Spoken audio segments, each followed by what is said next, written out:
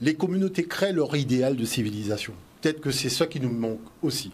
Il nous manque un idéal de civilisation de manière à pouvoir disposer d'une colonne vertébrale qui nous serait propre. Il manque aussi un rapport avec les ancêtres. Quand je parle de rapport avec les ancêtres, ça inclut la spiritualité. Parce qu'on ne peut pas se réclamer d'une spiritualité qui ne nous concerne pas et qui a été relativement agressive. Vous savez qu'en Guyane, l'Église a demandé pardon, je dirais, aux Noirs guyanais pour l'esclavage et la colonisation. Donc ça montre bien qu'il y a un problème à ce niveau-là. On ne peut pas se réclamer d'un truc qui a été contre nous. Il faut quand même se souvenir que, oui, il y avait des courants, il y avait des protestants, il y avait des catholiques, il y avait tout ce que vous voulez, mais tous sont venus à bord des bateaux négriers. Donc si vous êtes à bord du bateau négrier, c'est que le projet négrier, vous vous inscrivez dedans d'une façon ou d'une autre. Donc vous n'avez pas à venir parler ni des droits de l'homme, ni de la bonté, du bien et du mal, lorsque vous êtes parti dans le mal. Le bateau négrier, c'était le mal. Il faut arrêter de nous raconter des histoires. Vous avez 400 personnes entassées, dont notamment plus de la moitié, ce sont des enfants, puisqu'on cache la présence d'enfants à fond de cale de bateau. Et vous venez dire que vous êtes venu baptiser les gens. Non, il faut quand même être un petit peu sérieux. Et ça, c'est aussi de la fourberie de la part de gens qui sont des adultes, qui ont 40 ans, 50 ans, et qui ne sont pas capables de s'avouer les choses clairement. C'est-à-dire qu'à un moment, il faut arrêter de raconter, il faut arrêter de mentir. Il faut voir la réalité en face. Le mensonge est devenu vérité pour certaines personnes. C'est-à-dire qu'on a érigé le mensonge. On a tellement menti que le mensonge, on l'a érigé en institution. Sauf que les fondements sont abracadabantesques. Vous voyez, c'est du grand n'importe quoi. Tout fonctionne sur la base de grand n'importe quoi. Vous avez le fameux discours du Congo belge où vous avez le ministre des colonies qui vous dit « ça ne sert à rien d'apprendre aux Noirs à connaître Dieu, ils le connaissent déjà ». Quand vous voyez les Noirs qui apprennent à lire et écrire, ou les Ekiano par exemple, il vous dit « mais on connaît Dieu ». La lumière, c'est-à-dire que quand il découvre la Bible et qu'il la lit, il dit mais c'est pratiquement un peu les coutumes de mon pays d'où je viens. Donc c'est-à-dire qu'il faut arrêter comme ça pour des intérêts purement matérialistes, c'est-à-dire pour voler l'or des Africains. D'accord ? On vient répandre des fausses vérités pour cacher qu'en fait on est animé de mauvaises intentions. C'est ça, c'est-à-dire que là aujourd'hui, je dirais avec le recul, on a fini par comprendre un peu les choses. Donc je dis qu'il faut être un peu sérieux. Et justement, le sujet de ce soir, c'est véritablement cette grande escroquerie. C'est véritablement ça. Parce que moi, je trouve quand même relativement aberrant, je trouve même ubuesque. Il y a des congrès qui se déroulent donc, dans la partie Caraïbes et Amérique sur le peuplement de ces régions et le peuplement africain de ces régions. Il y a des fouilles archéologiques qui sont faites. Il y a des datations qui sont faites. Il y a toute une série de choses qui sont faites. Il n'y a aucune information en Guadeloupe sur ces choses-là.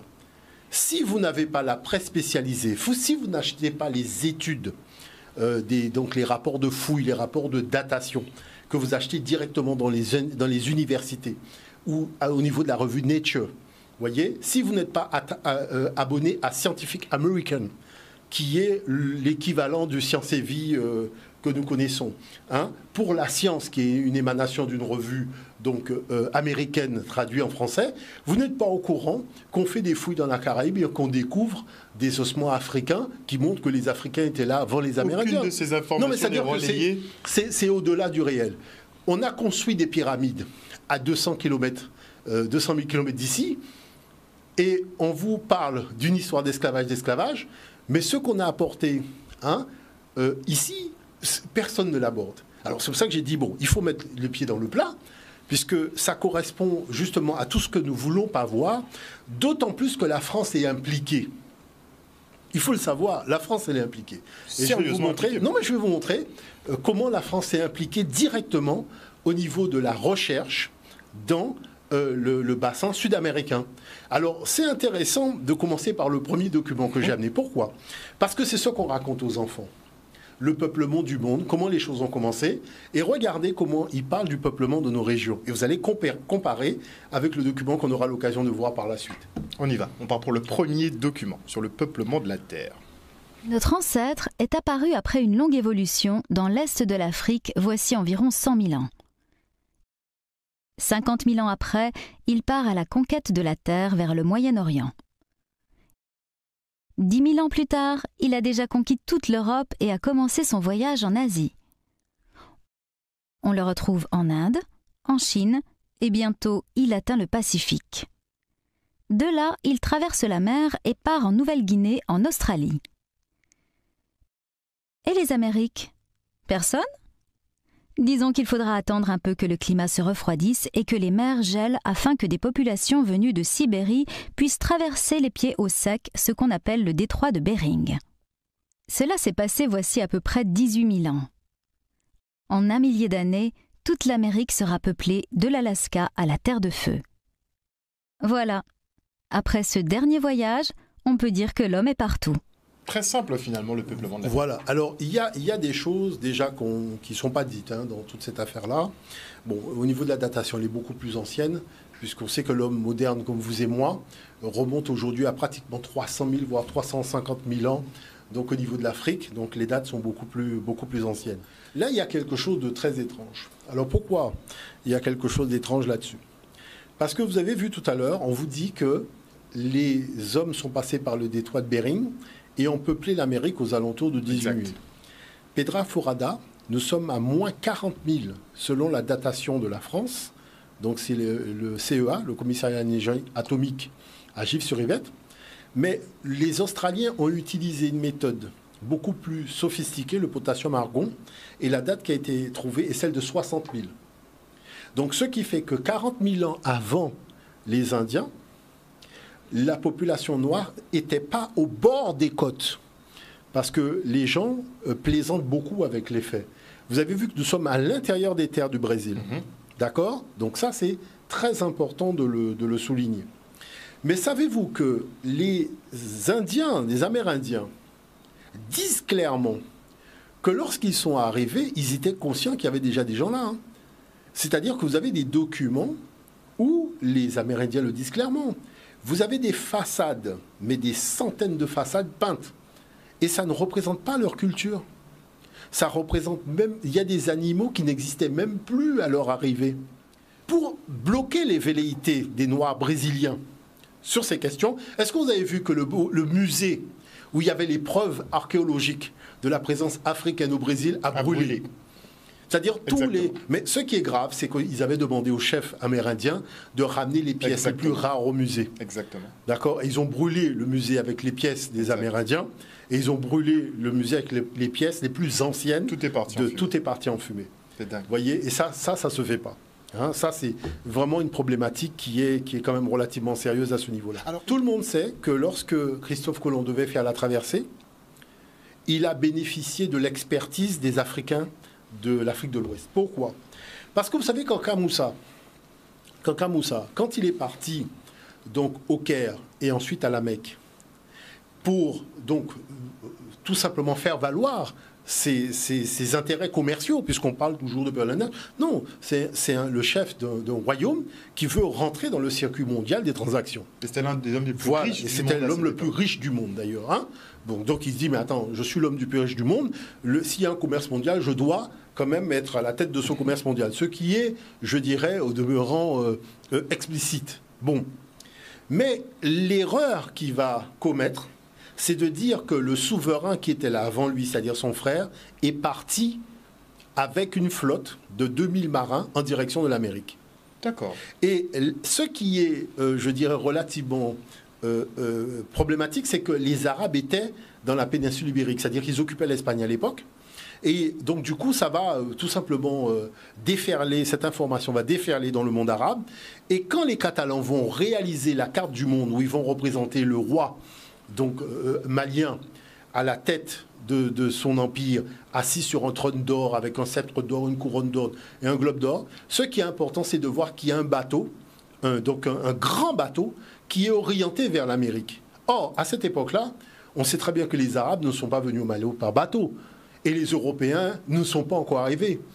Parce que les Européens, les Portugais arrivent en 1441, là on est en 1300.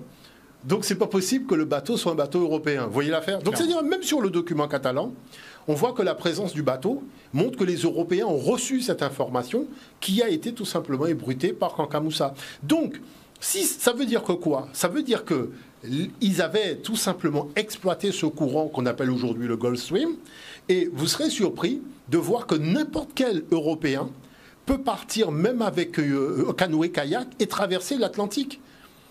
Parce que vous avez, Alain Bombard l'a fait en bateau pneumatique, il y en a un autre qui l'a fait en tonneau, il y en a un autre qui l'a fait, il y a trois personnes qui ont fait à la rame. Enfin, je dirais, c'est tout le temps que nous avons des gens qui arrivent soit en Martinique, soit en Guadeloupe, soit notamment à la Barbade ou à Trinidad, et qui ont traversé l'Atlantique, je dirais, avec des moyens de fortune, sans boussole, sans voile, sans même gouvernail, sans rien, et ils arrivent chez nous. Donc, la chose, c'est qu'il faut arrêter de raconter quand même des histoires d'hommes debout, parce que vous tapez sur Internet, vous n'avez que ça. Bon, donc ça, c'est important de le souligner. Mais ce qu'il y a de relativement grave dans toute cette affaire, c'est de voir que comment voulez-vous, et je pense que c'est l'une des plus grandes escroqueries de l'historiographie relative à l'humanité. Tout le monde sait que les groupes humains se sont séparés en deux en raison des climats. Il y a eu les nomades, qui étaient des gens qui parcouraient des distances tous les jours et qui n'avaient pas de domicile fixe. D'accord ? Donc ça, ce sont les Sémites et les Indo-Européens. Et il y a eu les sédentaires qui pratiquaient l'agriculture, qui sont les Africains, qui étaient partout jusqu'au Japon. D'accord ? Tout le monde sait que les nomades, quand ils ont besoin de se fixer, l'agriculture, c'est quelque chose qui prend plusieurs mois. Vous êtes obligé de vous fixer là où il y a des sédentaires. Mais il y a une chose qui est extraordinaire, c'est que les villes existaient depuis l'époque où il y avait des sédentaires. Parce qu'il y a une chose que peu de personnes d'ascendance africaine savent, c'est que la ville fait l'objet d'un rituel. Et j'ai vu Pathé Diane commencer à aborder cette question dans Tarana. C'est-à-dire que la constitution d'une ville, ça fait partie d'un rituel. C'est pour ça que la ville de Londres, la ville de Paris, les grandes villes même en Amérique du Sud existaient avant l'arrivée des Amérindiens. Parce que le nomade ne sait pas faire le rituel de constitution d'une ville. Le nomade ne sait pas comment orienter sa ville. C'est parce qu'il a vu des sédentaires orienter sa ville selon des points stratégiques. Il faut savoir qu'il faut qu'il y ait un puits d'eau. Il faut que toute une série de choses soient réunies. Il faut juger à l'époque, c'était l'énergie de la Terre, parce que vous n'allez pas vous installer là où la Terre a des déficits énergétiques. L'exposition au soleil. L'exposition au soleil, toutes ces choses-là. Que le nomade, lui, c'est pas son problème. Parce que lui, il sait qu'il met, comme les Amérindiens, il installe une tente et il va dormir la nuit. Voilà. Alors, la chose qu'on essaye de nous faire gaver aujourd'hui, c'est qu'un Amérindien qui est sorti du Canada aux États-Unis sous un tipi va faire de la pierre taillée, construire une pyramide et l'orienter selon les 4 points cardinaux, sans nous dire quelle est l'université d'architecture et de construction massive que cet individu a fait. Mais il n'y a aucun Amérindien qui va vous dire que c'est lui qui a fait ça. Parce que le gars n'est pas fou. Il faut savoir que nous discutons quand même avec des gens.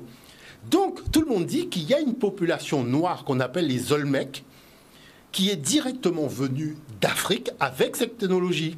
Et c'est ce que dit l'article de Ça m'intéresse. L'article de Ça m'intéresse dit qu'il y a des Noirs aux alentours de 800, donc il dit c'est notamment ceux de la 25e dynastie, qui sont venus avec un savoir technologique, qui ont essaimé.